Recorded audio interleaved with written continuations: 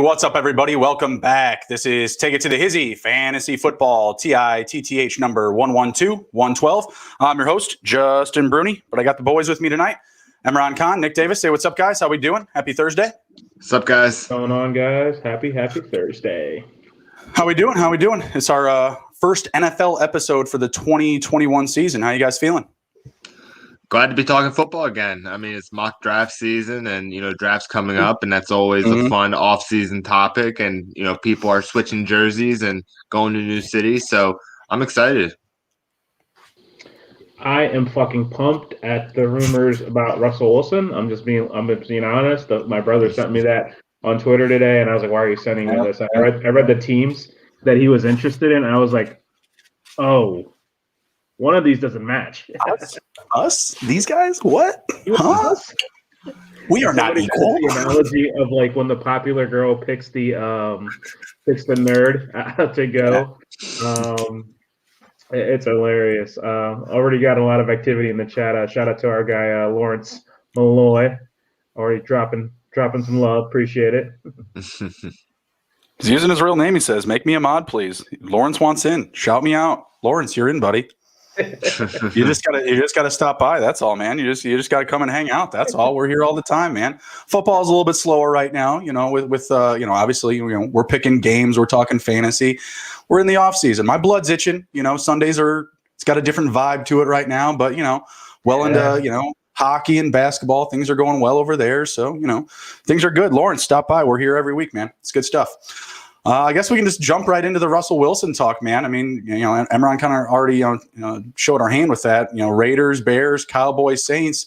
Yeah, I'm kissing my lucky egg over here, hoping and praying. But I don't know if the Bears have enough ammo to go out and get Russell Wilson. What do you guys think? I mean, it really depends on what he wants because he's one of the few quarterbacks, right, and players in the NFL with a no trade clause. So if he wants out and the Seattle Seahawks agree to getting him out of there, they are going to have to, abide by him and what he wants.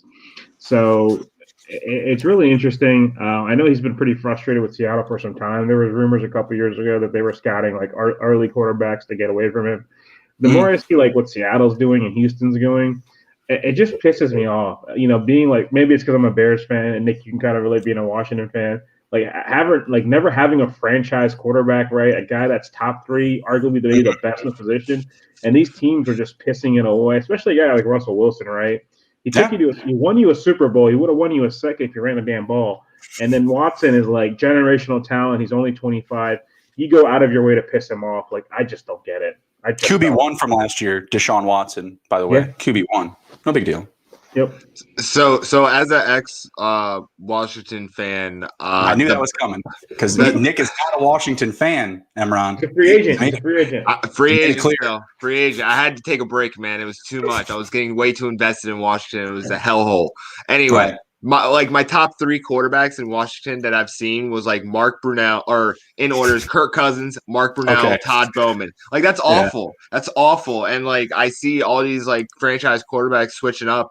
It's kind of like these organizations think that they can just like hit lightning in a pan again, and it's not like that. Like there are some teams that have been in purgatory for a long time at the quarterback position, and I hope that.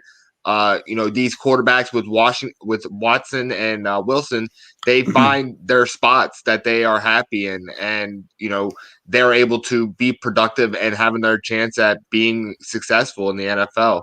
I was very shocked to see the Bears on that list when we saw the message in the group chat, but hell yeah, man! If the Bears can get a great quarterback like that, it would be amazing for the organization because it's been really hard. Like you guys have had a lot of other positions pretty much stacked except the quarterback position, and really pissed away some great core of positions over the years. Absolutely. So with these teams here that we're listing for Russ Wilson, Raiders, Bears, Cowboys, Saints, let's just remove the Bears for me and Imran's sake. Where's the the most likely destination? Is it just so easy to say the Cowboys because we can just swap Dak and Russ and maybe a picker here and there? I'm personally thinking the Raiders. I feel like Carr would be a nice little it's not a swap. I mean, obviously they're gonna have to give up more picks, maybe even a defensive starter, but I think that might be a little bit, I don't know, financially and just as a bridge quarterback, it might be a better situation for the Seahawks. What do you guys think? Go ahead, Imran. Yeah, I was going to say, looking at it, I think they're going to be more inclined to get him out of the conference, right? They're not going to want to deal with him at all. So send him to the AFC, or you may see him once every 4 years. And then you mentioned Derek Carr. You're getting rid of a guy like Russell Wilson. Again, still don't know why the hell you're okay with this, but somebody's going to have to start a quarterback, right?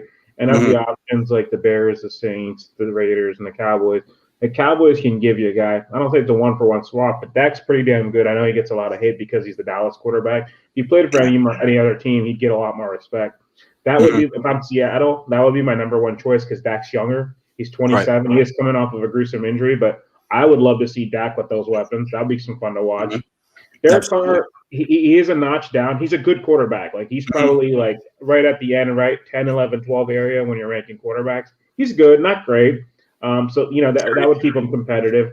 But I think if you're Seattle and you want a quarterback back in return, you would probably look to those two teams.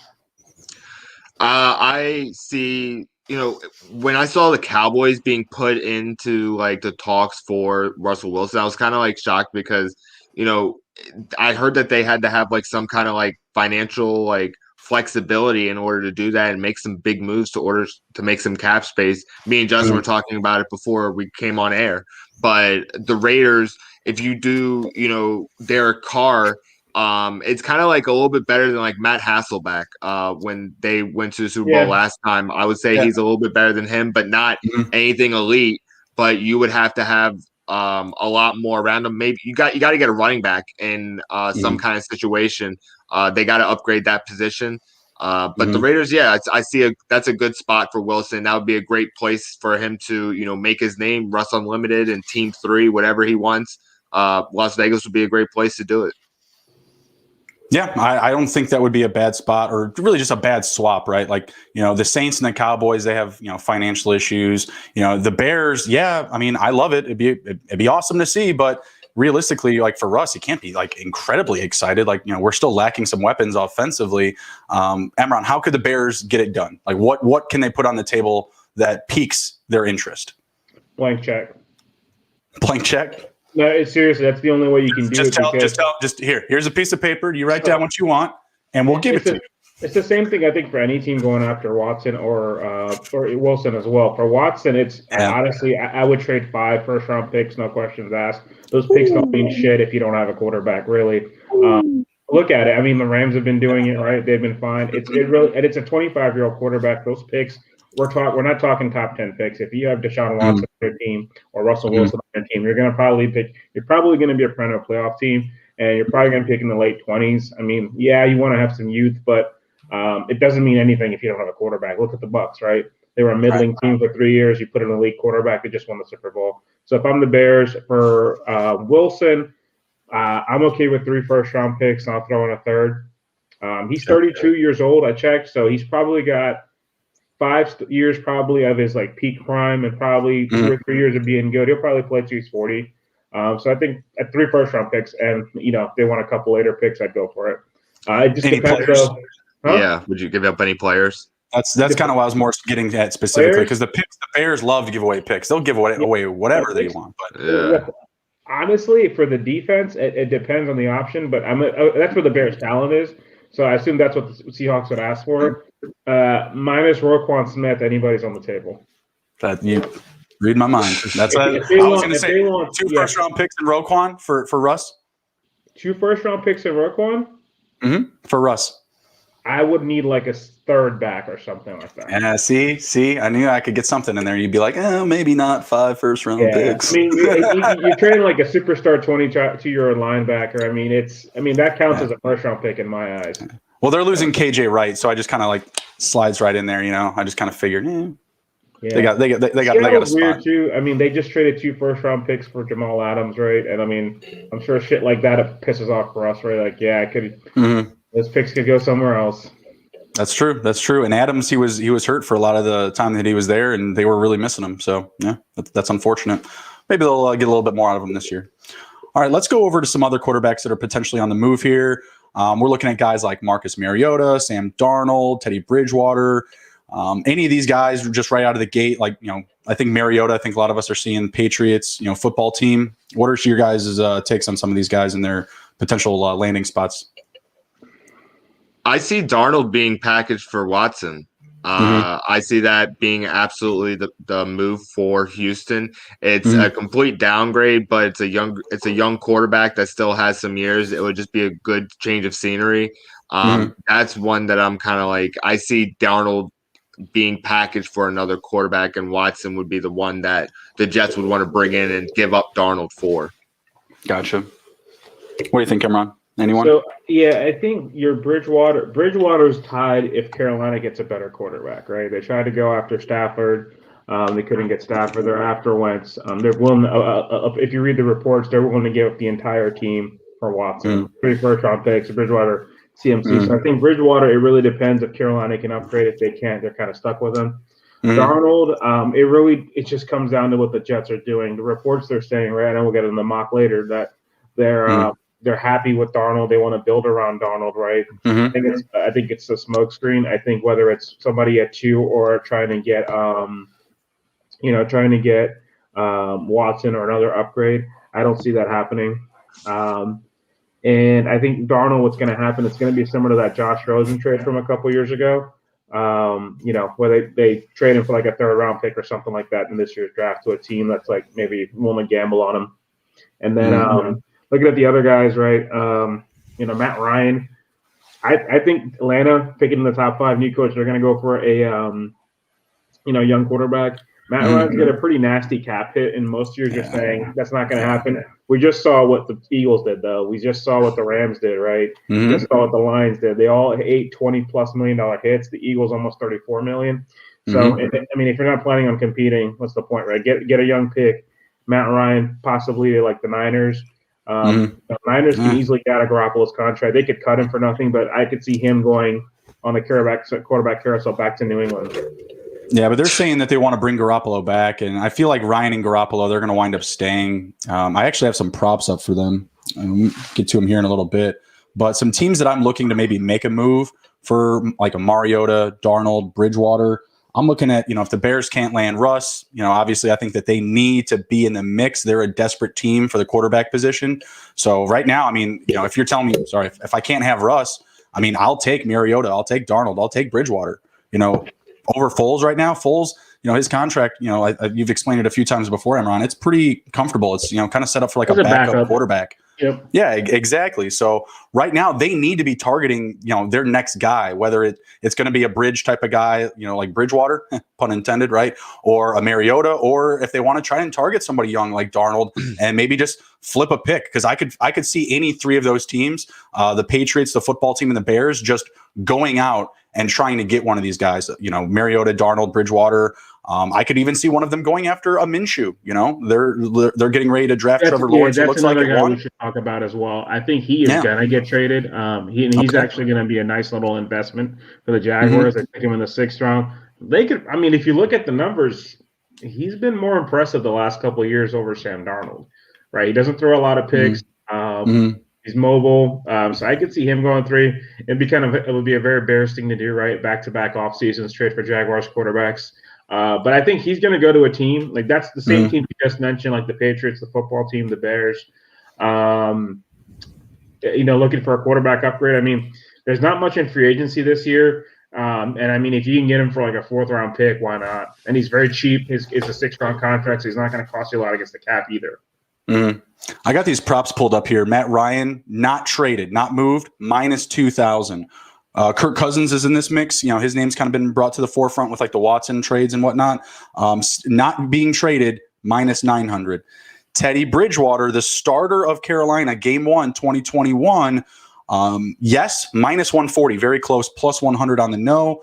Marcus Mariota will be a starter game 1, 2021 season. No is minus 300. They're not feeling it. And then Garoppolo was minus 550 to still be the San Francisco starter. Drew Lock also kind of in this mix. The Broncos have come out and said that they really want to target and try to, upgrade the quarterback position, but it's got to be someone, it's got to be a big name. It's got to be someone, that's like top 5, top 10. Drew Lock minus 200. So he's pretty shaky too. And Denver's, I'm glad you mentioned Denver and Drew Lock. I had high Drew Lock last year, but Denver looks a lot on the surface, right? Like the Bucs did last year. There's a lot of weapons there, right? And the defense is kind of okay. I know they made some cuts today, but that offense, it's got a lot of potential, right? Is it just a quarterback away from unlocking it? They lost Sutton for most of the year.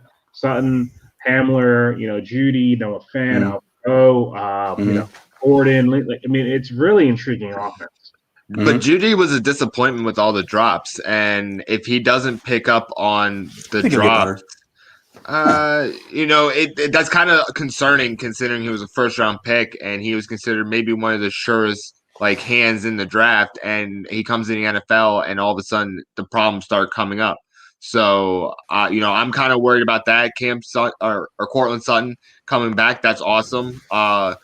Philip Lindsay, he needs to be able to stay healthy, but their tight ends, they can have the 2 tight end look like the Patriots had in the, with Hernandez and Gronkowski. So we'll see how it goes, but Drew Lock needs to start showing some more consistency for that offense to be truly unlocked. Yeah, I agree. We said it last season before the start of last year. Drew Lock, buddy, you got the keys to the world right here. Where you have all the opportunity in the world to go above and beyond, and put a stamp on your name is like one of the best quarterbacks in the league because he had just so much talent at every position, and not just talent but depth. Melvin Gordon, Philip Lindsay. Before Cortland Sutton got hurt, obviously you had more depth at the wide receiver position. After he does, things get a little bit shaky. You have depth at tight end, growing depth at tight end. 2 young, really good guys and help me out. Alberto. Okay, that's cheating. I said help me out. That's not. Give it a shot. How do we help you out without saying his name? Well, that's practically the nickname. I wanted you to try to pronounce his nickname. Ungankwu? Absolutely. I don't even attempt it. Yeah, that's the attempt. Come on, Alberto. So yeah, they had depth at every piece. He had all the opportunity in the world to take off. I think we're all in agreement that injuries were the biggest factor in him not being able to progress. He was returning from an injury, got hurt again, and just was very sporadic. We saw a lot of highs from him last year, some really big games, but more lows. So I can see why the Broncos are trying to upgrade. I don't see any of these names being in that mix. I think they wanted to be in on Watson. I think they wanted to be in on like a Stafford or Goff situation, but I feel like they've missed out. And that's why I feel like this number at minus 200 for Lock to stay as their starter next year is probably going to hold up. Yeah. What about some of these other guys? We're not going to say highly desirable like Cam Newton, Mitch Trubisky, Alex Smith. Any takes? Any idea where some of these guys should land? I don't think Alex Smith is going to play in the NFL again. Oh, how dare you, sir? It's nothing against him. It's just huge liability. Like, what team would the prop say, what is the prop? Alex Smith on an active NFL roster for Week 1, 2021. Yes, is minus 300. Yeah. What's no? Let's go. What's no? Plus 200. All right. Yeah, there we go. Give me that. Ain't even money, Nick. Ain't even money. I don't even care. It's just like, what team could look at that leg and be like, yeah, that's okay. Like, I read an article where Washington was fighting him almost every step of the way, and honestly, he was like, no, I'm going to see this way through. And he basically finished out his contract. Yeah, he basically finished out his contract. He was like, it wasn't. No, he's still on contract technically, I believe. They could cut him, but he's still on contract. I think they're going to try and move on from him. Like, I just don't see him being on the roster, and they're trying to move forward in Washington. Yeah, I hear you. And other teams, when they see that leg, like, it's almost like a liability. Like, it is. Of course it is. You can have someone else that doesn't have that issue, and basically you got to plan for him having another injury possibly. It's just a scary possibility. So I don't see him being on the roster. Cam Newton, I'm not sure if he's going to be able to be on a roster. It might be another late signing if someone gets hurt. later on. But week 1, I think it's slim chances he could be a later signing where he has to fill in for somebody. You're a free agent. He's a free agent. He's a free agent. I'm rich. Oh God, it's too funny. I know that was like, like the media like blew that up like, oh, we got to be respectful to your elders and stuff like that. But like, my goodness, Cam Newton, like every teacher in America deals with that shit every single day. You couldn't have shown like the slightest bit of hubris and like, like, I don't know, like just shut up, like just ignore the kid. I don't know. I didn't get it. Make him take a lap. Pretty well. Make him take a lap. Set a 10, punk. Like, what the hell? Like, you're at my camp. Like, it's got my name on it, by the way. They don't give camps to kids that run in their mouths, you little shit. What do you think about Cam, Mitch, or Alex Smith, Imran? Cam, I mean, he really struggled to throw the ball. So that whole rushing thing, I don't think that's going to really fly this year. So I'm not sure about him. Mitch, I don't know if he could. I don't know if he could really go. The only team honestly he could go and start for next year is probably the Bears. I think I don't see another team where that can happen. Maybe the Patriots, they strike out on everybody. Alex Smith, it's really tricky. You want to root for the guy, but that injury stuff is it's really concerning. There it is. Lawrence, put it in your face, boys. 7-1, bro. Alex Smith. I understand that.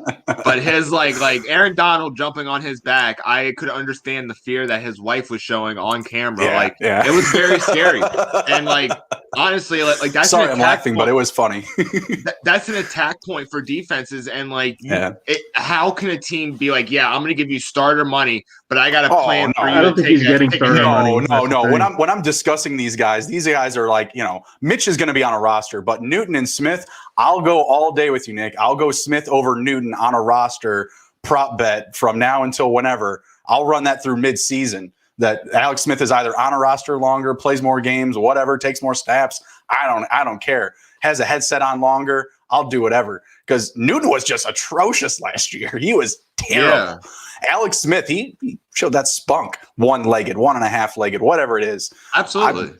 But my Mitch take, I got it holstered here. Going to the Buccaneers. Going to go back up Tom. It's like Tom's got like guys like coming off the couch to back him up. Why not throw like a small contract to Mitch? Look at what Tom does with the ball. He wasn't throwing the ball deep downfield this year.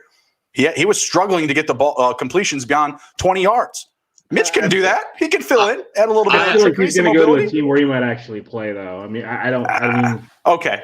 So give me the Giants. Go compete in New York, Mitch. No, I don't think that it's going to be a competition because Saquon's coming back, and that he's a big part of their offense. I think that Danny Jones is more of a game manager than a superstar like Patrick Mahomes. I think that he needs what the offense was designed to do. With Mitch, like if he goes to Tampa, like he's honestly just like taking that one last year that he can like get something out of the NFL, like a Super Bowl ring. And I haven't been impressed with any of Tom Brady's like backups. Like to be completely honest, like his tree of like backups is terrible. And if people want to go back him up, it's just to get a ring. And that's all it is. Like they always said the coolest spot on the football team is a backup quarterback. If I'm Mitch, I'm running to Tampa Bay if I can. Like, hey, get me down there to back up Tom. If he wants to compete for a job, I like New York. Is there any other places you like him to compete? Go in and try and earn a job because no one's going to sign him to be their guy. He's going to have to compete wherever he goes. Yeah, so I don't really see the Giants. I mean, I don't think they're ready to move on from Daniel Jones just yet. The Patriots, the Saints look like they're going to go with this one. Say again? I can see the Patriots picking him up. They took a shot on Cam Newton. Like it was either him or Jared Stidham. Like I could see Mitch Trubisky. Like we all witnessed in real time Mitch Trubisky in Washington. Like he does have capabilities, but it just takes the right person to unlock him. And I think Nagy wasn't exactly the right coach for him. Nagy didn't want to run the offense that Mitch needed to succeed. That's what it was. Yeah, he wanted to run his offense. He's very similar to like the offense that they run for Kirk Cousins, for Tannehill, where they cut the field down, they run the ball. If you design a system, it's okay. The problem with system quarterbacks is, though, when you play a good defense, you're going to get exposed. Oh, absolutely. Absolutely. Because the defense is just going to have the game plan for you.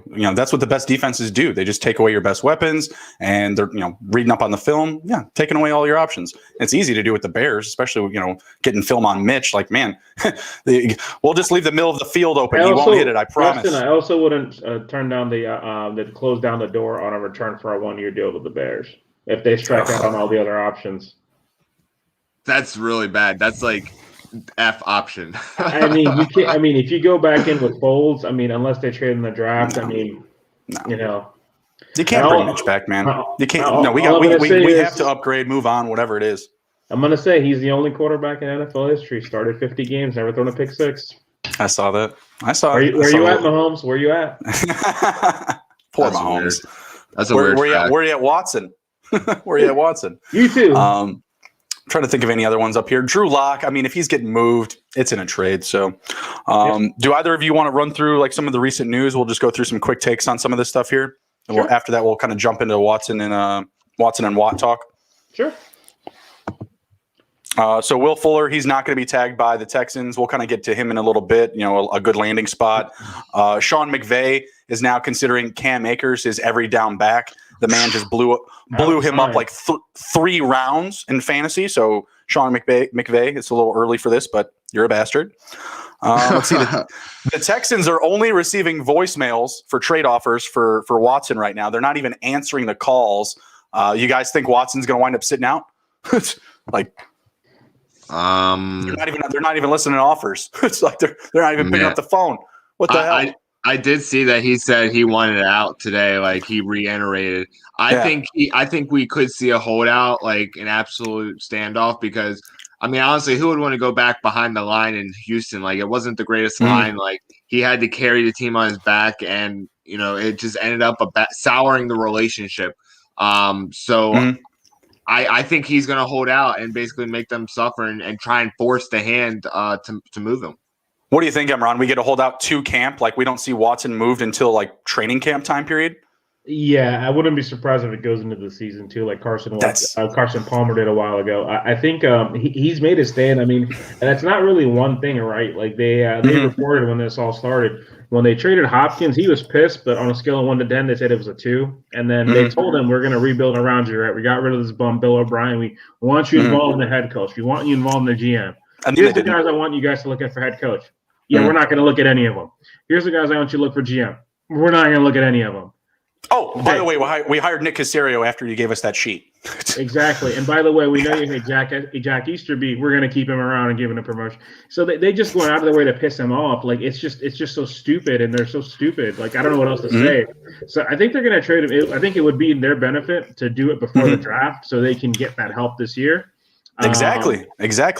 And especially if he's willing to go to the Dolphins or the Jets. Moving my fandom aside, you get 2 first-round picks this year, and both of these teams are loaded with picks. You could jump back into the early first round and start that rebuild early. Exactly. I'm with you guys. They need to get something done, and either at the draft, during, or right before. Like, come on, like you got to get that leverage from the draft picks of this season, especially with these teams that have just so many multiple picks in the first round, right? Adam Humphreys released today by the Titans. Bears, get on it. Come on. We need a little crosser like Adam Humphreys, someone that can dink and dunk for 5 or 6 yards. Yeah, you say no, thank you, but we couldn't move the chains last year, bro. Come on now. I'll take anybody. Like a Tampa guy. He was a Tampa guy. That's where he went to. Come back. That's where he went to from the Titans. Yeah, well, he is very reminiscent of a Scotty Miller for sure. Yeah. Obviously, we've already gone through all the Seattle talk. Frank Reich is non-committal to T.Y. Hilton's future in Indy. I think we've all kind of seen the writing on the wall. He's out of there. Any early takes for T.Y. Hilton? Any spots you guys like? You know what would be a great spot? The Ravens. That would be a great spot for him. I wouldn't hate that. He's not going to, Lamar doesn't need necessarily a vertical guy. He just needs someone that can clean up. What do you think? He can block too. Yeah, he needs something. So I think I could see him go there. Another team that would be sneaky. I could see him go to the Lions. That just seems like a very Lions signing. They're not going to have any receivers. Jared Goff and T.Y. Hilton, I don't know why. That just seems like Speaking of that, it looks likely that the Lions will tag Kenny Golladay this year. Still up in the air, but it looks like they are going to use their franchise tag on Kenny Golladay. I don't hate it. Give him another year to Kenny Golladay. I think it's a tag and trade. Oh, you think so? He turned down an extension before the season that would have paid him around what the tag is paying him. I was reading, and I think he's willing to move on. And I think that is who I want to go to the Ravens. I think that will be perfect for Lamar Jackson. No, that's a waste. The offensive scheme. The offensive scheme does not support a wide receiver like Kenny Galladay. They've never had a receiver like Kenny Galladay. That's true. But okay, but like they have Marquise Brown, and they really did not use him vertically like they should have. They tried to have him do like plants. But they're not the same receiver though. I completely understand, but the offensive scheme was literally opposite of everyone else. Like everyone else was like, 56 passing, 46 rushing. They were literally like 56 rushing and 46 passing. Like he's not going to have the same opportunities in Baltimore that he'll get elsewhere in a passing NFL. Well, I agree with that. It's a hard place to land completely. A big receiver. Yeah, sorry, Imran, what? I was saying I think I disagree on that because I think that offense that they've run that way because they have never really had a receiver, and if you add him there, I think he's going to get a lot of targets. He's a 6'4" receiver. He's fast. He's a great jump ball receiver. You know what? You know what they didn't have last year was their third tight end, and that's why their offense sucked. And that was like the biggest change. Like they have Mark Andrews. Like Mark Andrews is a legitimate receiving threat, and they did not use him. You know how I know that? Because he was on my fantasy team, and he barely got me anything. Like I was so disappointed in the season. So I know how that offense actually works, and I did like a deep dive. And for me, it's like if I was a wide receiver and I wanted opportunities, like Allen Robinson. Everybody talks about Allen Robinson to be great for the Ravens. Absolutely, he'd be great, but the offense doesn't support what he actually wants to do. He wants to get the ball. He wants to support the team. He wants to have a steady diet. A person who gets a steady diet, Sterling Shepard. He gets a steady diet of at least 7 targets a game. A number one receiver. What he does with them, I don't know. What he does with them, it doesn't matter. But he does get that diet because he's that number one receiver in New York. I would want to go to New York because I'm like, oh man, I know that I'm definitely better than Sterling Shepard. He's better as You'd want to play with Daniel Jones over Lamar Jackson? I'm just saying that the offense supports a number one receiver. We'll get to Allen Robinson in a bit. We got some takes on him as well. But good stuff. Yeah, T.Y. Hilton's going to be on the move. I could see the Ravens. I could also see a place maybe like the Dolphins too, getting a little bit more depth at wide receiver if they don't take a receiver in the draft. Next up, we had the Raiders releasing Tyrell Williams. That's more snooze than news. Jimmy Garoppolo does look like to be the starting quarterback for 2021, says GM John Lynch. Juju Smith-Schuster says he wants to come back to the Steelers, but I don't think they're going to be able to clean up an offer for him that he's going to, feel is appropriate for his age and his production. I don't see it happening. What do you guys think? It's Ben Roethlisberger's swan song in Pittsburgh. I think that this is kind of like the last hurrah. They're not going to be committed to Juju didn't do what a number one receiver should have done in Pittsburgh. Honestly, the second and third guys. Honestly, we're constantly in the conversation for who's actually a number one receiver in Pittsburgh. Right. If I was Pittsburgh, I would be like, man, I don't know if you want to take a pay cut or something. I don't know, but you're not what I'm looking for to move forward in the future. What do you think, Imran? Yeah, I don't think he's coming back. I mean, Juju's young. He's only like 24. I feel like he's been in the NFL forever. But that team, 3 years now, I think. Yeah, it's 4, I think, because he just finished his rookie contract. But so his thing is with Pittsburgh, right? They're in a really bad spot against the cap, right? With Roethlisberger wanting to come back, but they don't want him to come back. And they have a lot of needs. Their offensive line is a wreck. They just lost Pouncey, and wide receiver, unfortunately for Juju, that's a position they're somewhat deep at. And they do the best job of any team in the NFL finding guys and developing them. Chase Claypool splashed a lot last year. Deontay Johnson had a case of the drops, but he's got a little bit of, he's got some power. Deontay Johnson was the best receiver on the squad, in my opinion, last season. I don't think we can argue that. He was the most valuable receiver for them. I lean towards Claypool. I like what Claypool did. His production was so inconsistent though down the stretch. I mean, just look at the game log. After his first 8 games, a lot of Claypool's season-long production was held up in only a handful of games, 4 to 6 games. And there's a lot of weeks down that backstretch, especially when they started taking hits in the face, losing games. His production or whatever value in the game plan was trickling down. It wasn't the same. So I see where you guys are coming from. Like, he was valuable because he was that third guy, like, in the mix, right? So obviously Juju and Deontay were able to do some things at different times, but I just felt like Juju and Claypool were far too inconsistent, and of the three, Deontay just gave the most steady, production, whether fantasy, whatever. Deontay Johnson, like when I remember watching Steelers games and him just dropping easy patches and looking at his hands, like, so did Eric Ebron. Eric Ebron. Yeah, I mean that's fine, but I think he's a talented player. But like I think in terms of who I think is better and who I think is going to be bigger this year, I think in my opinion, it's Claypool. Okay, right on. Next up, we got Aaron Jones and the Dolphins. Mutual interest. One of my early picks. Looks like I might be able to land one on that one. You guys good with it? You good with the Dolphins signing Aaron Jones? They need a dog in that running back room. They did have some younger guys last year, like Salvin Ahmed and Myles Gaskin, come on strong, but they couldn't stay healthy.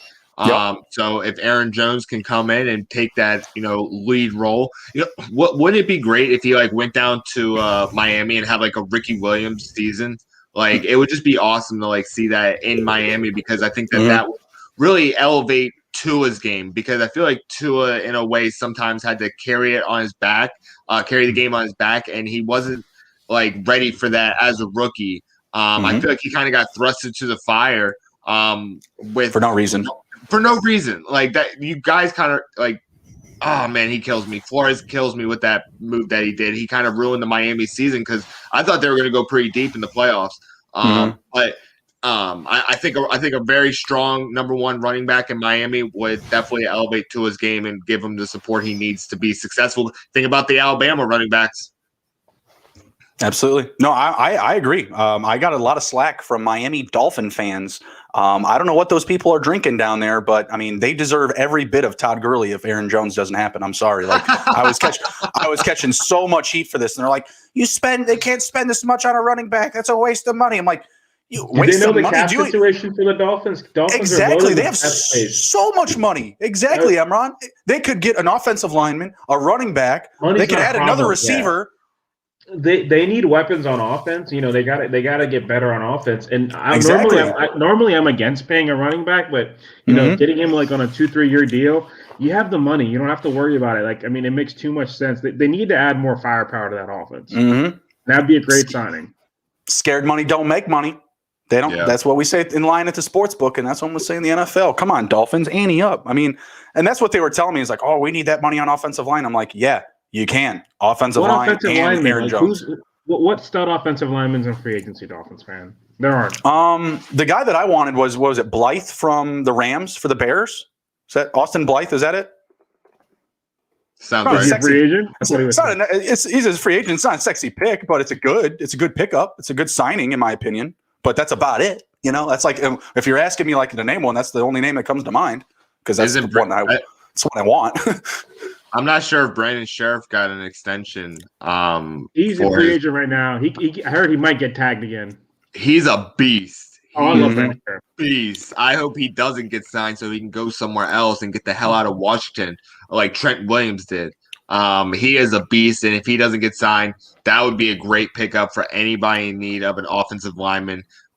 He's pretty durable too. He hasn't missed too many games. I think he had one season where he didn't finish the last 3, but he's very strong, and I love that guard. All right, right on. Let's move over to some of the free agent opportunities here. Some guys that we have available, clear and ready to sign, and just go over some takes. Some of these names we already kind of jumped into. We'll start with Juju, because we talked about him not coming back to the Steelers. I don't think that they can afford him. And I think it just makes sense for Juju to go out and leverage his youth, his production that he's put up with the Steelers, and get that big contract.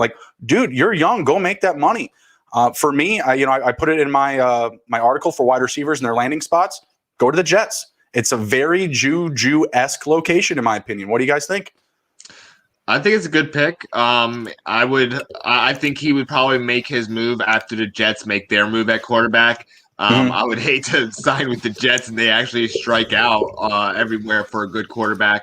But that would be a good spot. And, for social media, for what he does with TikTok and stuff, I feel like that would be a great spot for him. So that would be a business move for sure. I agree. Yep, I think Juju to the Jets makes the most sense. It would be kind of funny though if he wound up in the division still and they went to the Ravens. I was thinking about that when I was writing that article. I was like, man, it would be so likable for the Ravens to get a guy like Juju because he's great at blocking. He's great at outside blocking. He's got that big, wide like build. Anquan Bolden all over again. Yep. Yeah, but I could not see it happening. I don't think he goes to the Ravens. And by the way, I feel like the comments that he's come out and said in the media, like, yeah, I want to be here, I want to stay. It's very much playing into just like the pro athlete, like what I'm supposed to do, what I'm supposed to say, do and say all the right things, essentially, right? Like just kind of follow that theme and good things will come. I think it's going to be exactly that. I think they're going to say, oh, yeah, sorry, we tried, didn't work out, gone to the Jets. Anywhere else other than the Jets you guys could think of for Juju? I heard he was kind of connected to the Chargers kind of like early on in the process. That would be really aggressive with, having Justin Herbert, but that's also where he went to school. USC is close to where he's from. So makes sense. That would be very aggressive for them, but they already have two receivers there. And Hunter Henry's gone too. So they would they'd be stacking up on wide receivers. And it's always good to have a third receiver in a passing NFL.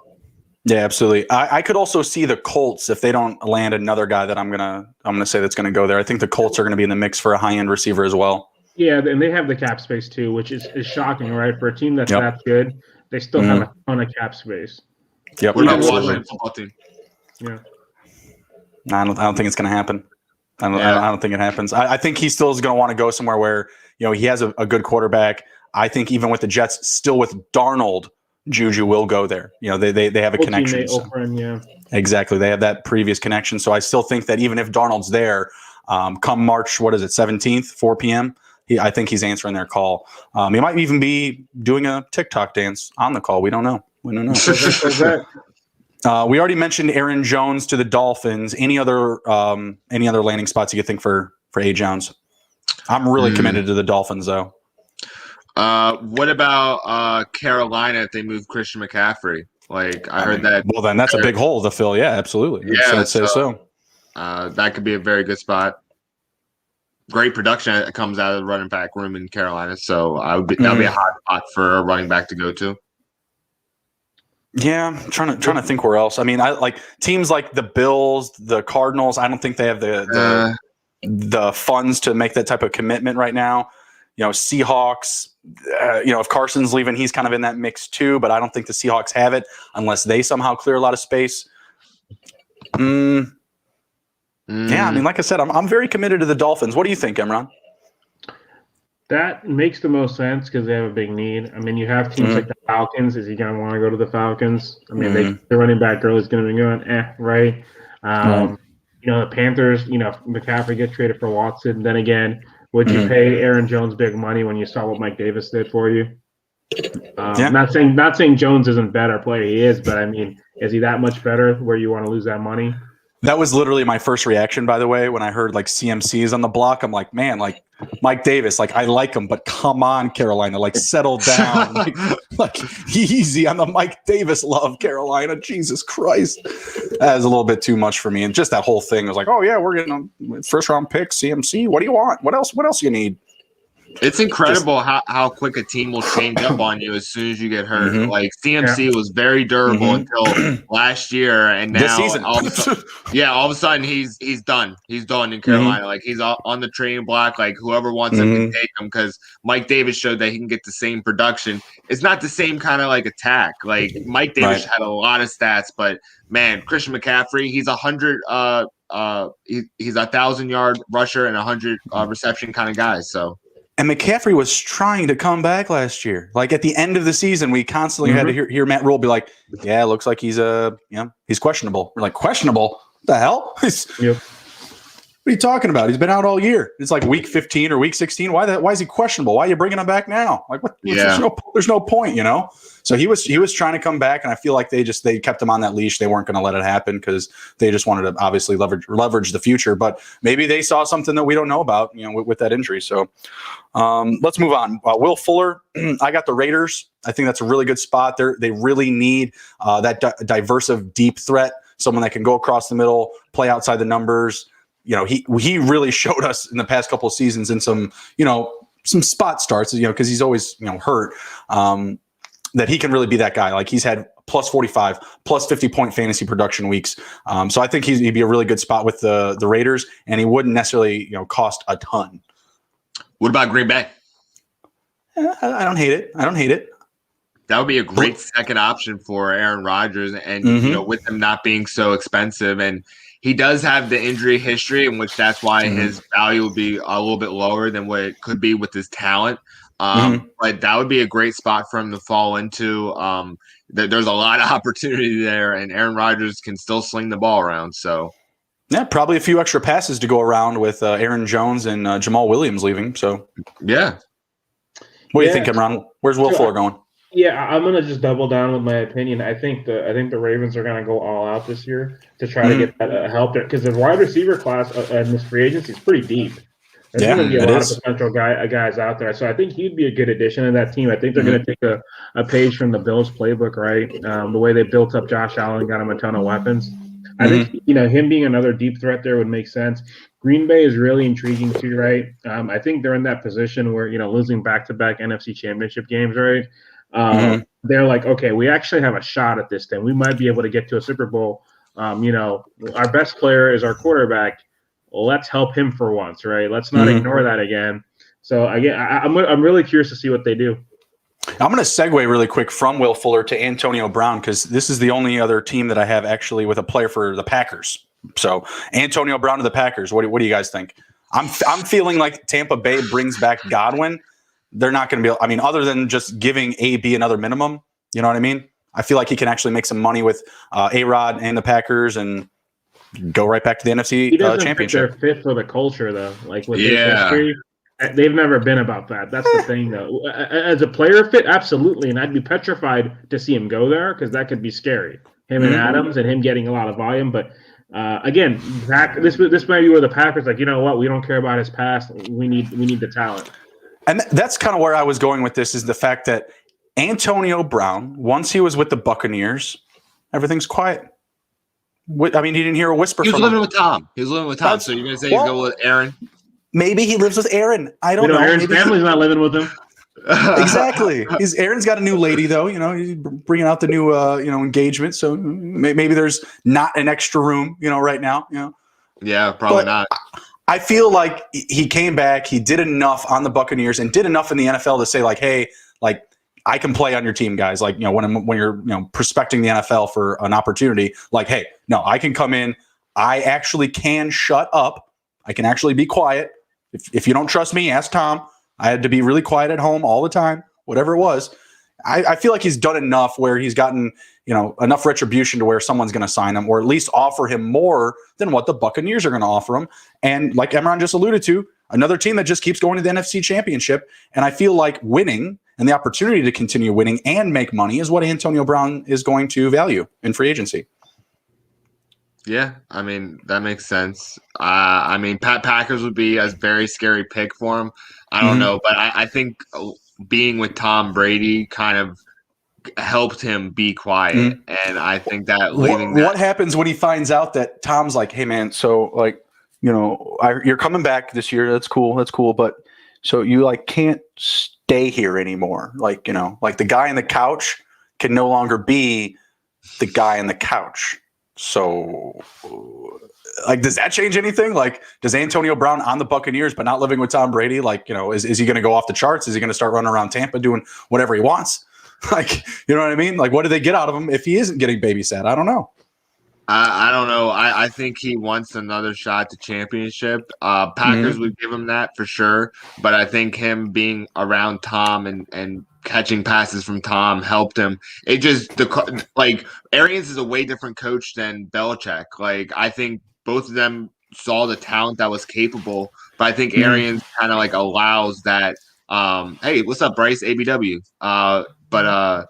I think that being around Tom and being around his greatness and having that shot for the championship every single year, it's gonna help. It helped him, and I think he's more into winning than getting he's making $1 million. I think he's okay with that. No, he just won a Super Bowl too, so he already got the Super Bowl. Yeah. He's already gotten a few shekels. I know the rap album isn't cashing in any money, but we got to do what you can, right? Maybe double down on some Doge with his $1 million. We'll see. And Tom did get him that bonus too. He got him that little extra bonus there at the end of the year. So yeah, obviously there's a huge connection there. I know that they want to bring him back, but realistically, with everyone that they have to re-sign, I just don't know if it's doable. And if AB will only take $1 million again, taking the $1 million, to get on the team, that it was to get on the team. Like, hey, this is what you got to do to get your foot in the door. 1, you got to not get paid a lot. 2, you got to shut up. 3, you got to get babysat. By the way, you're living with Tom. You know what I mean? Like, there had to be a checklist between his agent and the organization about how this is going to go and how you're not going to come in here and screw this up for us. Tom wasn't banging wasn't in the media saying like Russell Wilson, like, yeah, AB is going to come here and he's going to become a better man. He's going to grow as a person. Russ didn't want him. He was throwing that stuff out in the media. Tom was just like, yeah, we're going to win a Super Bowl if he comes here, and he'll just do whatever he's supposed to do to win a Super Bowl. That's it. Yeah. All right, we got caught up a little bit there. Moving on. Curtis Samuel. I got him on the football team. Bueller, anyone? What do you got? That's a good pick. Ron Rivera loves getting those Carolina guys. Anywhere else you could see him, Nick? Maybe the Jets, just because he's so versatile. Okay. Yeah, the football team makes a lot of sense. They're a team that needs another weapon, right, to help us, Terry McLaurin. Mm-hmm. Jets can need all the help they can really get at receiver. That wouldn't be a bad fit. Raiders, that's an interesting player that could go to the Raiders as well. He can do a lot of stuff for them. Mm-hmm. When Nick brought up the Jets, I was instantly thinking of Robert Saleh in San Francisco, and probably some of the things that he saw Deebo Samuel doing. That was kind of the little Ayuk, yeah. Yeah, and Ayuk too. That was the kind of the little string of thought that I was having there. So I kind of like that with the Jets. Not obviously Robert Saleh, not like an offensive brainstorm or anything like that. Not going to knock you down with all of his offensive ideas. More defensive guy, but still, I could see like, oh, by the way, we did a couple of these end around reverses with Deebo too, where instead of running, he decided to pass it, or he decided to do a backwards across the field lateral or something. Whatever, we're gonna work something up for you, guy. So I like the Jets too, but I do like the connection with Rivera more. He did draft him. I think that's going to speak loudly. He did already commit to him in the past. They have the need. They have the money. He's got that youth and this year of production to leverage. So I think he can land a big contract with the football team. Perfect sense. Corey Davis. I like the Eagles. Steve Hammond, one of our writers, dropped an NFC East article for NFL free agency. Had Davis going to the Eagles. I like it. They're going to move on from Jeffrey. They're going to need a spot. They'll release Deshaun Jackson. Yeah, they got to start somewhere. He's shown that he can definitely do well, even as a second option. And I think that's a good fit. I don't know how he's gonna exactly produce, because we saw how like Alshon Jeffrey and Deshaun Jackson struggled a little bit. We'll see how it goes, but the Eagles need more than just one wide receiver. Might as well start with Corey Davis. What do you think, Imran? Yeah, they've invested a lot in that position. Drafted Jalen Reagor last year in the first round. They drafted J.J. Arcega-Whiteside in the second round before that, and signed Alshon, and nothing is working, right? Travis Fulgham was their best receiver last year. I personally think he's going to probably end up back on the Titans. I think that he fits well with that offense. I mean, unless I think it's one of those years where if the wide receiver class was a little bit drier, he might get overpaid, and someone may pay him like a number one. Mm-hmm. The class is too deep, so I think he may, unless he gets a really unforeseen offer, I think he could end up back with Tennessee. Yeah, I could see that too. And a couple they of these just cut guys Adam Humphreys, so outside of AJ Brown, they don't really have much else. What do you guys think about the Patriots? That would be a. I wouldn't want to go to the Patriots right now until they showed their hand with what they're going to do at quarterback. Like that must have been like hell last year as a wide receiver for them, because they were basically running a triple option offense. Right. So I don't think that would happen.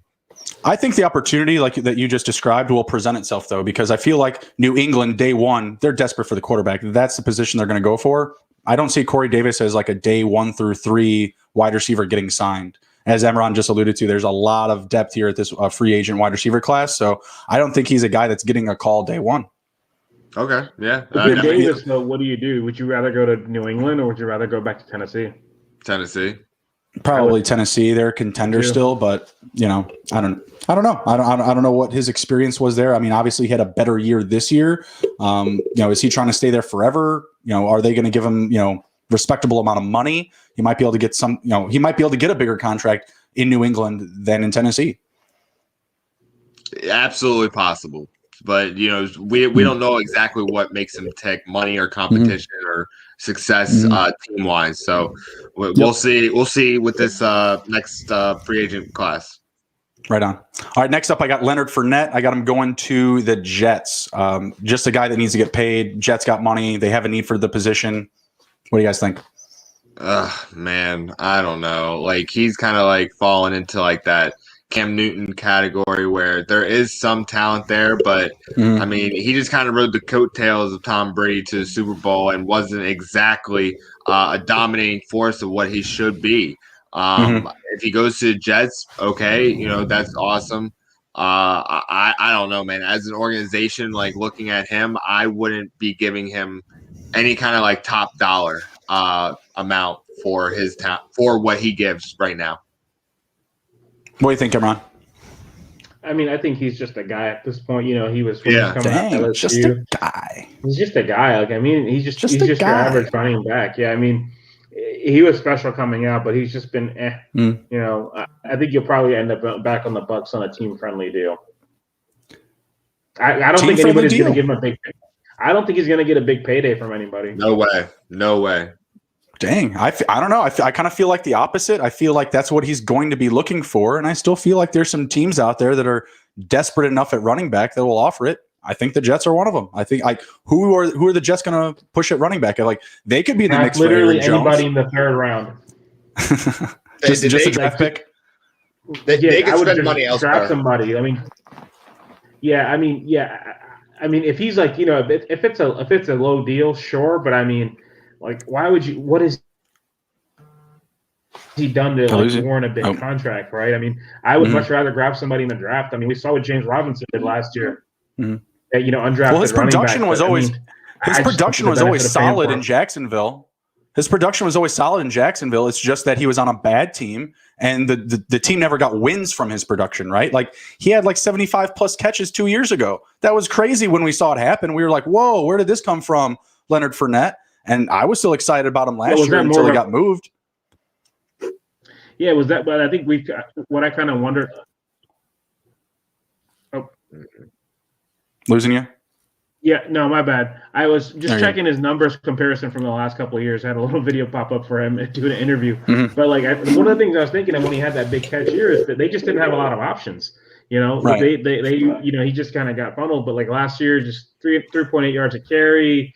Well, last year he was splitting time. There was some weeks he was getting no work, literally. Like not having that workload, like Nick alluded to, like the diet, that may be another reason why he also doesn't come back, because he is going to be splitting time with whoever is there, whether it's Ronald Jones or they get somebody else. The Jets or other teams offer an opportunity where, okay, maybe he doesn't get a huge contract, but you get that diet, you get those touches. You know what I mean? And then maybe you get even another contract if you only get a 2-year deal. If someone else gives you like hey, we like you, but based on your past, we're only going to offer you 2 or 3 years. If he's going to get a steadier diet, do you go with that? Or do you just come back and hang out with Tom and company and ride his coattails until his career's over and then have no career? I think he's at that part right now because he hasn't like that 1 year. Yes, he had like 75 catches. That's awesome. But he has not been a fraction of what he should have been and what he was hyped up to be coming into the NFL. He's kind of resigned himself to the fact that, I'm not going to be that dominant running back anymore. And if he is one, he's probably going to a place where it's really dry elsewhere. Like if you're spending a boatload of money on Leonard Fournette, you got big problems elsewhere, and you can spend that money way better anywhere else on the team to improve it, then give that big salary to Leonard Fournette. So then I'll ask you this. If not Fournette, would you give the contract to, say, a Chris Carson, a Kenyon Drake, maybe just a lower offer for a Connor, who's going to be available, a Todd Gurley, any of these names? A lower offer for James Conner. I think a change of scenery would definitely help him out. None of those other guys are honestly worth the bigger contract. Like if the Jets were set at elsewhere and they had the space to have a big contract running back, yeah, okay, that's okay. They can go for whoever they want. But there's so many holes. Just spend that money elsewhere. Don't jump on that position right now when you're probably going to be drafting a quarterback. You should probably get a couple receivers in the draft and in free agency, which would be a lot better than getting a running back that's going to probably last you maybe 2 to 3 years, if anything. When you can get an undrafted guy like James Robinson, who just kicked him out of Jacksonville, basically. Yeah, pretty much. And Divine Azigbo. Yeah. I'm still giving him some credit for that too. Okay, yeah. I mean, I'm okay with that, but still, Leonard Fournette got ran out of town. I mean, all these running backs we have on the list, Justin, Fournette, Carson, Drake, Connor, Gurley, it's nothing to me. It's just these guys are just guys. I think they're all going to be they'll probably end up on a team, but they're going to be a third down back or a depth guy. None of them are game changers. And of that group, I feel like Kenyon Drake still has plenty left. I feel if I could be incorrect here, but I feel like he's the youngest of the group. And I feel like the situation for him in Arizona with Kingsbury coming in, it just wasn't the most ideal game plan for a guy like Drake, So I feel like Drake has still got it. I don't consider him just a guy. I feel like given the right opportunity, he could be a top 10 running back, if not better. I can see him doing it, but even with him, I still wouldn't back up the Brinks truck for him. I would give him, a middling offer for the running back position and be like, hey, right. Well, I'll give you 2 years right now. We're Jets, starting up new.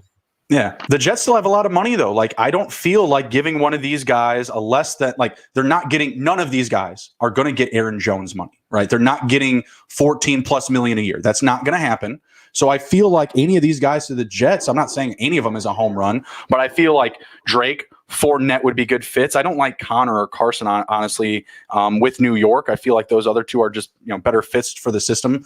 I think Saleh's going to start running, obviously, a lot more. Gase has just been passing there. And if they're going to shift to a run-focused offense, they're going to need a run-focused running back. They're going to need at least one of these guys. None of you guys believe they're going to get Aaron Jones, right? I don't think Aaron Jones is going to New York, right? No. So I have to imagine one of these guys in this handful is going to land there.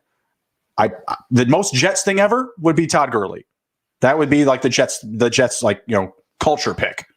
That would completely negate signing Robert Saleh. Absolutely. I agree. Yeah. Let's. What were you gonna say, Imran? No, we can keep moving. I think we spent enough time on these guys. Yeah. I was gonna say let's pole vault ourselves into the draft conversation. We're gonna wrap it up here. Go through the first round. Imran dropped his mock draft 1.0 this week, so me and Nick are gonna kind of tear into Imran here a little bit. Dive into his mock draft. What's the date on the draft? It's in April. What's the date? Is it 17, 21? No, I think it's 20-something. I'll tell you in a second. It should be a holiday. It should be. God damn, it should be. March 17th is my anniversary, me and my wife's anniversary. So I'm going to be a little tied up probably that day. But, man, March 18th, I'm excited. So actually, oh, no, you got time. It's April 29th. Thursday, April 29th is when it starts. Okay, let's dive in. So me and Nick are just going to kind of go back and forth here. I'll start it off.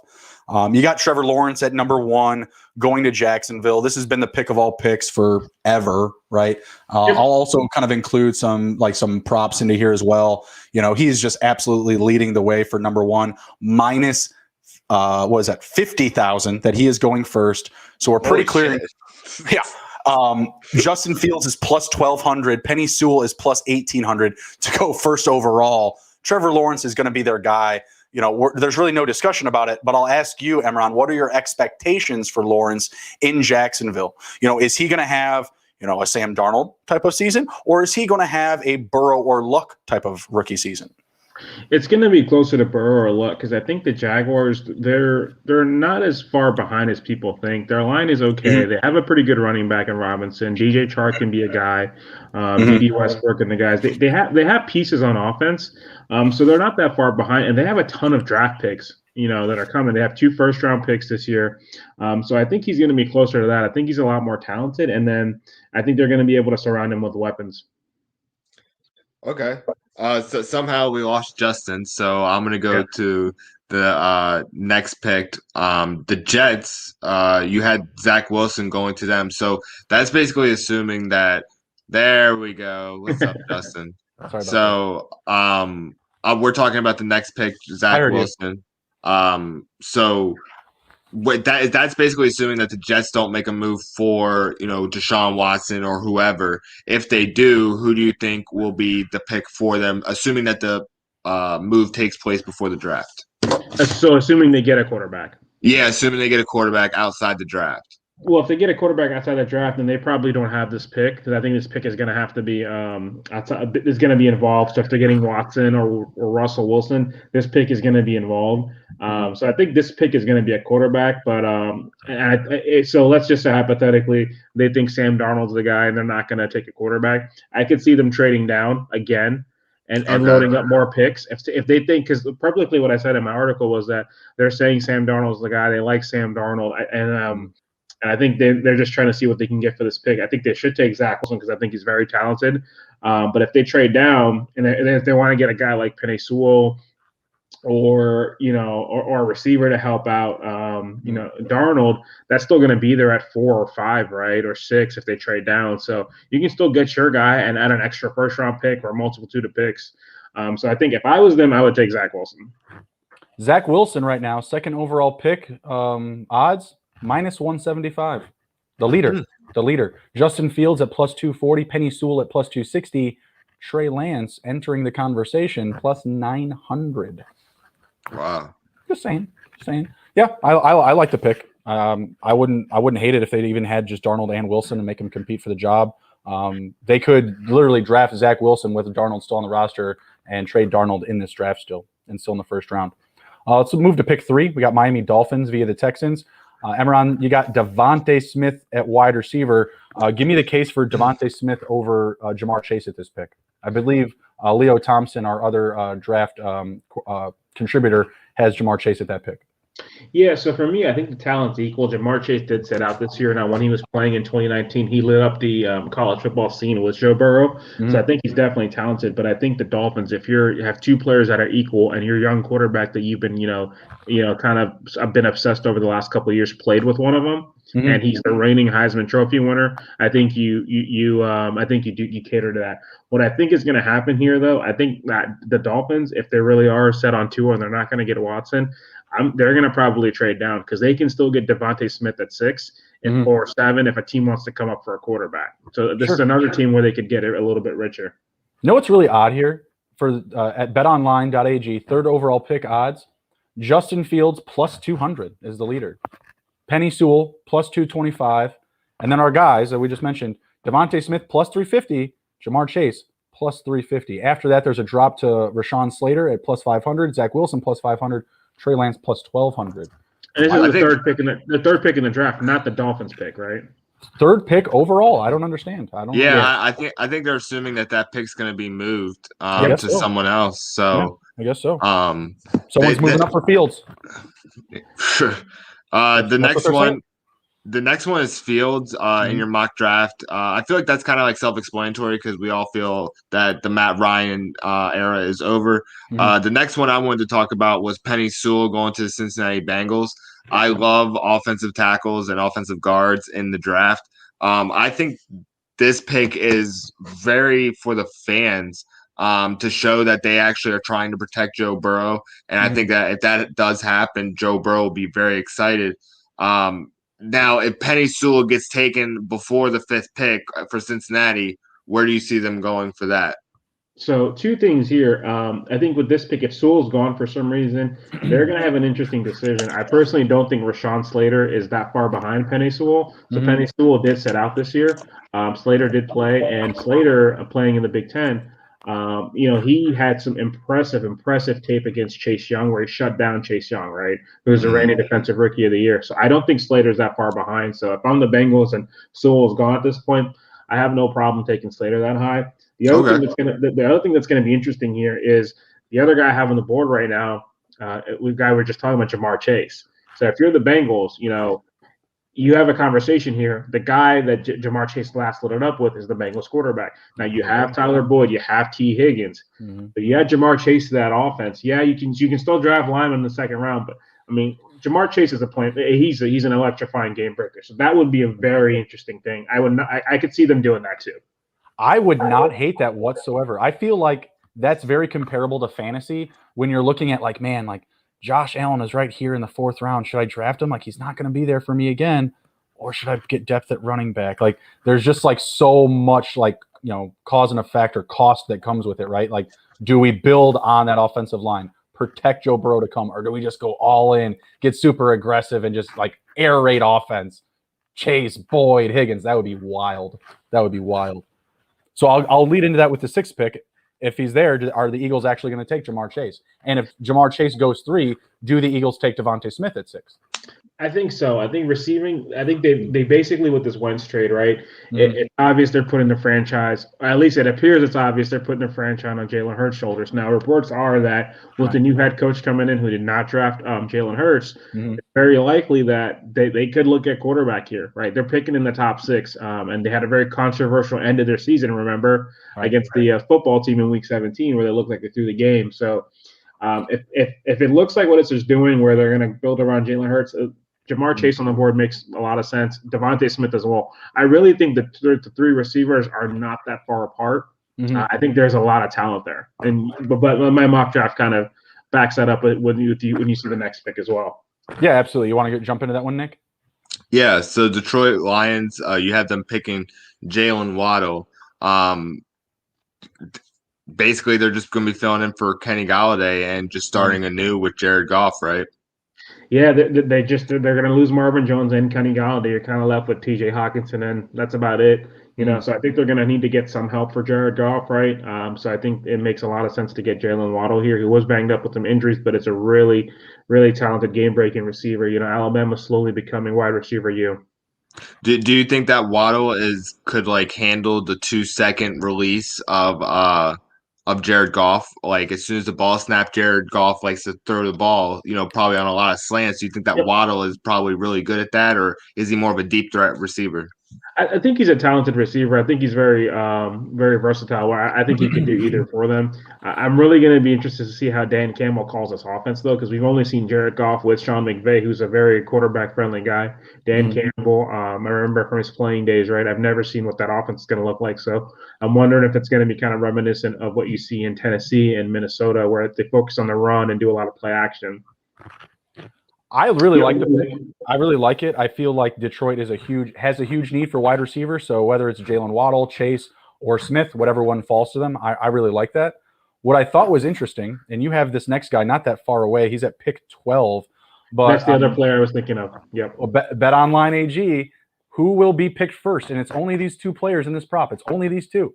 Kyle Pitts or Jalen Waddle. Who gets picked first in the NFL draft? Who do you think they have favored? I think Kyle Pitts is favored. Kyle Pitts, yeah, minus 250. Jalen Waddle plus 170. That was a kicker. I was like, oh, okay. Yeah. He's the most trickiest player. Back to a month ago when we were on with Matt Miller, it's really hard to peg him in this draft. Talent wise, he could go as high as 3 to the Dolphins. I could see them making a case where he's just uber talented, but fuck you, Gesicki. What the hell? That's his thing, though. He's not really it's really hard to put a position on him. He would make some sense for the Lions. They just need help. They're going to have nothing out there. You can split him outside like that Jimmy Graham-esque role. The Lions, I think, would be very encouraged. Campbell's a former tight end. Well, to just get rid of Jesse James if you're going to bring on this guy, come on, you can't have those 3 roll in there. That's a bit much, Well, Pitts is not just your traditional tight end, though. I get that. Yeah. I get that. Yeah. So kind of going back, I guess you guys want to touch Broncos and Cowboys real quick? Yeah, so with the Panthers, you got Trey Lance. Oh yeah, I forgot we didn't do the Panthers. Yeah, I mean it's been we talked about this earlier. They've been chasing Deshaun Watson, Stafford, Wentz. They've been trying to upgrade from Teddy Bridgewater. He's a good quarterback, but he's not a great quarterback. They're trying to get that difference maker, and I think this is a team I would look to. If the Dolphins or the Jets, are not taking a quarterback and they want to trade down, I think Carolina's going to get aggressive and try to move up. If the draft falls this way and Lance is sitting there, I think they're gonna just take the highest quarterback available. That makes sense to me. Any other guys that could move up to there if somehow Trey Lance is gone? Another quarterback that they would take, or would they move on to somebody else? I think they would move. I think they would probably turn their attention to the defense. They could take a corner here, or they might even take Kyle Pitts themselves. But that could help that offense out because the thing is, the next quarterback, because I have 4 quarterbacks going in the top 8. That would be awesome. That would be awesome. I think it's going to happen. I just Mac Jones. I don't know. Spoiler alert. I have him going fairly high too. I think top 10 is way too high for him. I think he's better than people think, but I think top 10 he's just too high. But think about Kyle Pitts, DJ Moore, Roby Anderson. Screw the quarterback, even if it's Bridgewater and CMC. Thank you. That would be awesome. I mean, that's a great core to build around. I feel like, and they're all young. They're all young. Yep. I would absolutely love that. I almost like that more than the Trey Lance pick, to be perfectly honest. What do you got at 9, Nick? So at 9, you have Patrick Surtain being taken by the Denver Broncos.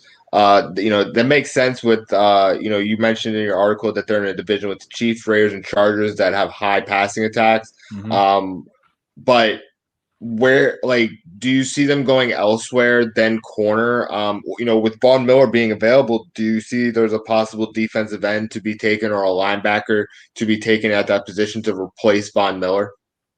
They could go with Gregory Rousseau here, who was very talented in 2019. He sat out 2020, physical freak, a lot of tackles for loss, 15.5 sacks. The reason this article was done before the news came out today, they cut AJ Bouye today, so their cornerback depth is even weaker now, and so they're going to have to get somebody in that secondary. They're probably going to bring back Justin Simmons at safety or franchise him. They tagged him corner. They need to help. Yeah. Say again? They tagged Simmons already. Tag Simmons perfect. So they're going to need help at corner, and that's before I wrote this on Sunday. I think even more now. They're going to need that additional help in the secondary.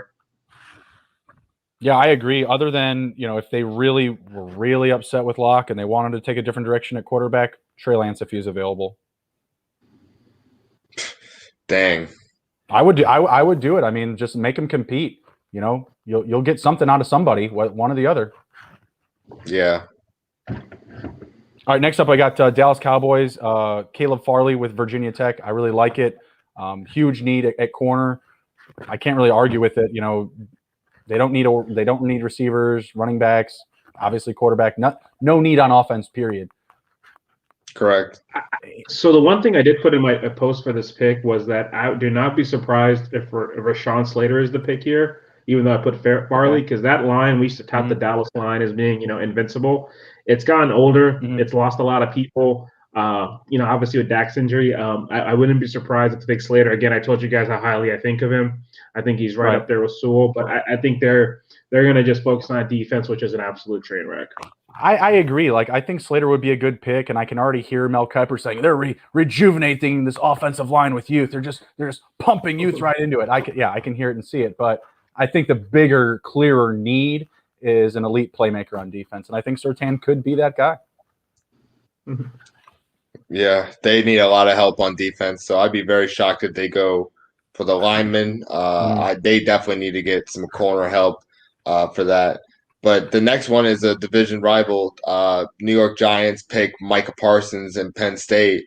Do you think that another inside linebacker would be the best pick for them to go forward for the Giants? I mean, the Giants seem like they're a really young team. They seem like they need a lot of help on the offensive line. I would see Rashaan Slater going here as well.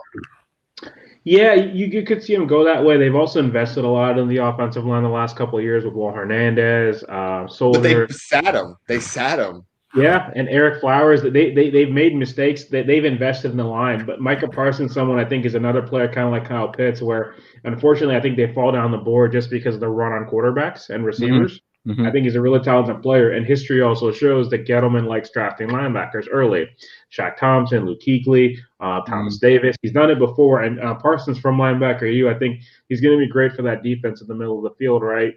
They're playing against, a guy like Jalen Hurts who's very mobile. You got Miles Sanders, very talented. Zeke and Dak is mobile. Antonio Gibson in Washington, that's 6 games a year.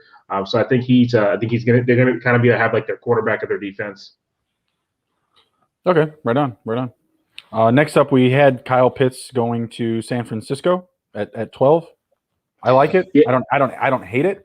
Is there any other needs you could see for the 49ers though? Because we were talking about moving Kyle Pitts up if he's not. Yeah, I mean, he's somebody he could go.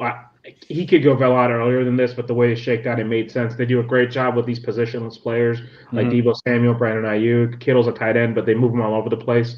So I think Pitts would just make a lot of sense here. I don't believe the Jimmy Garoppolo publicity they're giving. I think if they have an opportunity to trade up in the draft and get a guy like Trey Lance, who would be a good fit for this offense, or Justin Fields or Zach Wilson, I think they'll do it. So I think they're another team that I could see trade up. I don't buy the whole support for Jimmy Garoppolo. I think they could move up for a quarterback. Okay. So we are in past the top 12. So is it okay if we start skipping around in the draft? Go for it. Yeah, do it up. So the one pick that I saw on this one, the Patriots, you had Mac Jones going to them. Do you see him getting picked there over Driscoll? And also, if Belichick doesn't choose a quarterback in the first round, where do you see him going besides quarterback? So if they don't go with a quarterback in the first round, they address it another way. I could see them focusing on their defense and adding a pass rusher. That defense, they had a lot of people sit out last year due to COVID. I don't know if all of them are going to come back this year. It's just an interesting year. That's something we haven't dealt with before, right? Having the option to sit out for back-to-back seasons in medical, I think that would make a lot of sense. I think their offensive line could use some help. Offensive playmakers, I don't really feel comfortable taking anybody. So I think there's a couple of guys like Gregory Rousseau, Taven Collins could go here. So I think that's where I'd probably look at some help on the defense if they don't want to go quarterback. Okay. What about the next pick at 16, the Arizona Cardinals? You got J.C. Horn from South Carolina, corner going there. Do you see any opportunity for getting a running back getting pulled into the 16 spot? That would be an incredible reach. I mean, the only running back that would be, I think, first round graded is Najee Harris of Alabama, and he's a beast. I just think that's incredibly high for a team where, their defense, cost them, is going to cost them games. Now you're in a division with Matthew Stafford and Russell Wilson and Garoppolo. So you're going to have to be able to cover. And then they just cut Patrick Peterson, right? He's not going to be returning to the team this year. So the secondary needs even more help now. Yeah, no, it's a good fit for sure. I want to see another direction you'd go. Miami Dolphins with their 18th pick. You got edge rusher Gregory Rousseau from Miami. It's their second pick. Is this a pick that they still have on draft day? I'll just ask that. Will the Miami Dolphins use this pick? I think so, because I think what's going to happen is if they're trading down, it's going to be from number 3. And I think if they're trading for a quarterback, whether it's Russell Wilson, Deshaun Watson, I think both of these picks would be involved. So I think the third pick is the one I think that'll get moved if they're trading down. I think 18th will probably stay there unless somebody really wants to come up for somebody.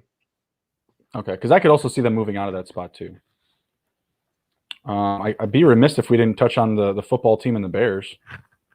You just want to go over both? Sure. So for the football team, it's without knowing what happened in free agency, let's say assuming they still want to do an upgrade, I think a guy like Kadarius Toney would be a fun fit for that offense. They need another guy outside of Terry McLaurin and Antonio Gibson that can be a playmaker. Logan Thomas flashed a little bit, but you still need more on that offense no matter who the quarterback is. So he's a guy that does a lot of things, and I think no matter who the quarterback is, I think he'd be a big help. I want him on the Bears. You're killing me with this pick. It's the first thing I went to, by the way, when you submitted this. I was like, going to the Bears pick. Who are we getting? Offensive line. I mean, it's not a sexy pick, but it's a smart pick. So yeah, we can go to that pick now. I mean, that one, if he's still there, like Vera Tucker, he's he's just what they need, right? He can play on multiple positions on the offensive line, so I think that's going to make him active in the draft. And he could very well be gone before this pick. That could be the guy at the Patriots take for his versatility, but I think that's what they need. Towards the end of the year when they got Sam Mustipher in. As Cody Whitehair went out to guard and Bauer settled in, their offensive line actually was serviceable, right? Not great, but average, which was big step up from where they were. So I think adding a guy like Tucker that can play anywhere on the line, I think just as an immediate help from them. This could also be a pick they're not making if they get aggressive, right, and do something crazy for a quarterback, or whether it's trading up in this draft or trading for somebody else. I got you. Right on. Yeah, anything there, Nick? Yeah, Pittsburgh, you have them taking a tackle from Michigan, Jalen Mayfield. Honestly, I see them putting Najee Harris in there. It might be a reach, but you know what? If you're going to do a reset kind of on the offense in Pittsburgh, Najee Harris would be a great starter piece to start your new era in Pittsburgh. Yeah, that's a pick a lot of people had, and I addressed that too. I think again, it really sucks, and this is just personally how I value the running back position. Najee Harris is very talented. He's talent-wise, he's probably a top 10 player in the draft. But unfortunately, when you see the production you're able to get with guys you take later in the draft, I think it's not really an either-or thing for me. I'd rather take Mayfield and then a running back in round 2 or 3 versus taking Harris in 1 and then trying to find a starting caliber offensive lineman in the next couple of rounds. But I think he's a talented player. Whatever team he goes to is going to get a hell of a stud. Is he in this first round of your mock, Najee Harris? He's not. So the prop for Najee Harris to go under 32 and a half picks, plus 110, over 32 and a half picks, minus 150. It's pretty close. It's pretty close. I can see a team reaching on though. Yeah, and it might have been running back. I feel like people thought Clyde Edwards-Helaire was a reach. Yeah, I definitely did. And I think the funny thing is, with the draft, the way they spread it out, with having the first round be by itself on Thursday, there could be a team that, if the draft falls the way I have it projected, where he's still on the board at 27, 28, 29, there could be one of these teams like the Dolphins, the Jets, that haven't taken a running back yet or addressed their needs. They're like, okay, he's falling a little bit. I'm not trying to wait till tomorrow to see if he's there. I wouldn't be surprised if somebody trades back up for him. Yeah, I can see that. You can see that. All right, of these last set of picks here in the first round, I want you to let me know who's going to be the biggest difference maker on these teams that are, still built to win right now. The Bills, Packers, Chiefs, even the Saints and Ravens and Browns. Which one of these guys that you've put into the mix is going to be the biggest difference maker? Because they're going to a team where their production is going to matter even more. So a couple players. I mean, again, this all depends on free agency, but assuming the picks happen how they are, I think Pat Gruber of Penn State has an opportunity to make a big impact. Like we were talking about earlier, Nick mentioned, I mentioned in the article too. The Ravens, when they were killing the league in 2019, they had this 3 tight end attack that kind of hadn't been seen before, where they could run the ball, run it down your throat. They could pass it because all tight ends were athletic. You couldn't really do anything. Gruber's a good blocker. He's a vertical threat. Pairing him up with Andrews and Boyle, I think that could add some more weapons to that offense. You could have gone with the receiver here, but I just think they need a playmaker, somebody that can catch the ball and get open, right? So I think he could be a guy blocking and receiving that makes a difference. I think Kelvin Joseph from Kentucky also, he's another guy that is getting a lot of coverage as a really solid corner with the SEC. And I think the Bills, that secondary is not bad with Trey White, Micah Hyde. I think they do need another corner because I think it's pretty obvious, right? If they're going to the Super Bowl, they got to get through Kansas City. And they got to have a secondary that can match that. Right. I think he makes a lot of sense, but his teammate is also getting a lot of pub. Jamin Davis is an inside linebacker, super athletic. The Saints, are in a really weird position with the salary cap, right? I feel like every year they're $80 million over, so they're going to have to cut a lot of people. Mario Davis, who's been a really good linebacker for them, actually. He can be another cap casualty. Yeah. So that could happen too, but that's another guy I like. And then obviously for the Chiefs, whoever's the best offensive lineman available, please take him. All right, right on. And then Joseph Asai, edge rusher for the Bucs, because hey, they got to lose somebody on that side of the ball, right? Yep. Yeah, JPP's a little bit older now. He's 32. Zach Barrett's 28. Just, the rich get richer, right? Sounds like he's going to get that money, though. JPP, Shaq Barrett, all those dudes. Yeah. I think Godwin gets a contract down there, too. I know that we didn't get to him. We had a lot of stuff that we couldn't get to tonight, boys. We got a lot of ground to make up, with all this stuff happening so quickly. Russ Wilson just had to, and the Seahawks today just had to come out and just throw us right into there. We had to lead in with that, of course, right? So we got a lot of stuff going on in the NFL. Really excited to get back talking about it here. But that's going to be the show. We went an hour and a half deep here. You guys got anything to close it down for the fans here? Nope, I'm all good. No, happy to be talking some football. We're about 2 months away from the draft, roughly. About a month away from 3 weeks away from free agency. So it's just going to start to get a lot more fun, and excited to see where these superstar quarterbacks go. Yeah, the off season is a season within itself, and my blood's itching for that alone. So we need to get the ball rolling here. But yeah, it's exciting. A lot of news coming out. The hot stove keeping warm in the off season. So looking forward to things getting rolling here in the NFL. Thank you everybody who stopped by. If you're still here, be sure to like the video, share it, and follow us on YouTube and all of our socials. Take care. Be well. We'll see you next time. See you guys.